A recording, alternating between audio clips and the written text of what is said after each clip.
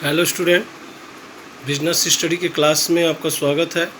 आज हम third lesson public, private and global enterprises के बारे में पढ़ेंगे। आपको बता दें कि जो इसमें फर्स्ट यूनिट है private sector and public sector, ये आपके कोर्स में है करेंट ईयर में 2020-2021 में। बट सेकेंड जो यूनिट है ग्लोबल इंटरप्राइजेज मल्टीनेशनल कंपनी, ये आपके कोर्स से डिलीट कर दिया गया, हटा दिया गया। तो हम लोग फर्स्ट 3.1 जो है एक्सरसाइज है private sector and public sector के बारे में पढ़ेंगे।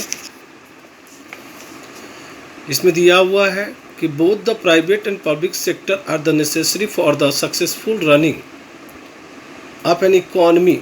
Just a two blade are essential to make a pair of scissors workable. इसका मतलब क्या है कि भारतीय अर्थव्यवस्था के लिए, हमारी अर्थव्यवस्था के लिए प्राइवेट सेक्टर और पब्लिक सेक्टर दोनों का सक्सेसफुल, सफलतापूर्वक, ठीक है, संचालन, रनिंग का मतलब दोनों का सफलतापूर्वक चलना जरूरी है। जैसे एक कैंची में दो ब्लेड होते हैं और उन दोनों ब्लेडों का कार्य करना, मतलब कार्य करने योग्य बनाने के लिए ज़रूरी होता है, क्योंकि कैंची में जब दोनों ब्लेड सही होंगे तभी हम वर्क कर पाएंगे, किसी चीज़ को काट पाएंगे। तो उसी प्रकार पब्लिक सेक्टर और प्राइवेट सेक्टर हमारे इकोनॉमी के लिए बहुत ज़रूरी है कि वो सफलतापूर्वक रनिंग पे रहे। आगे लिखा हुआ है प्राइवेट सेक्टर के बारे में। मीनिंग ऑफ प्राइवेट इंटरप्राइजेज और प्राइवेट सेक्टर।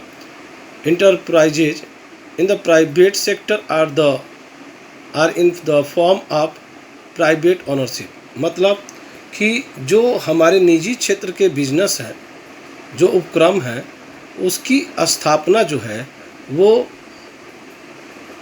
प्राइवेट ओनरशिप यानी निजी हाथों में होती है, यानी पब्लिक के हाथ में होती है, ठीक है। और हम ही पब्लिक के बीच में जो लोग हैं वही उसके मालिक होते हैं। In this sector of enterprises are called private, ठीक है, because they are fully owned by the private individuals and there in no interference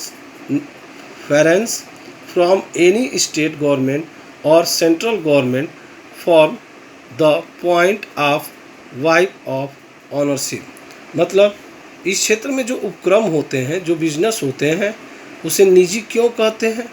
क्योंकि इनका जो स्वामित्व होता है, जो इनके मालिक होते हैं, वो निजी लोग होते हैं। That clear. किसी भी राज्य या केंद्रीय सरकार का इस पे कोई भी स्वामित्व या हस्तक्षेप नहीं होता है, यानी इनका जो ऑनरशिप होता है वो एक व्यक्ति होता है, यानी हमारी पब्लिक में से ही कोई उसका होता है।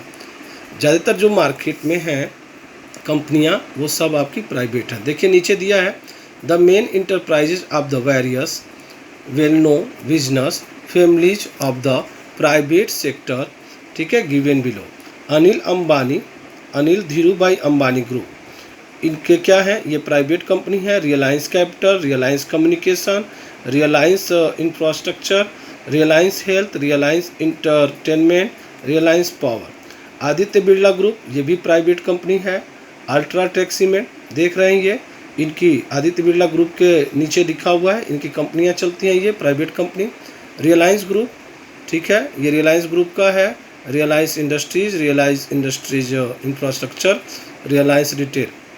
रतन टाटा ग्रुप, ये देख सकते हैं, ये हमारे देश की बड़ी कंपनियां हैं, प्राइवेट कंपनियां। Features of private sector. The main features of the private sector are as under profit motive. Profit motive का मतलब समझ ही रहे हैं कि the aim of the private sector is to earn maximum profit. Social responsibility are being understood by this sector this day in the spirit of its main aim to earn maximum profit। यानी इन लोगों का जो private sector का जो motive होता है वो क्या होता है, ज़्यादा से ज़्यादा प्रॉफिट कमाना होता है। That clear. Private ownership, second point पे आते हैं। Private people have complete ownership of the enterprise of this sector. There is no state or central government interference from the point of wife of ownership, मतलब इसके जो मालिक होते हैं वो प्राइवेट होते हैं। प्राइवेट कंपनी की जो ऑनरशिप होती है वह किसी पब्लिक के हाथ में होती है, मतलब लोगों के हाथ में होती है।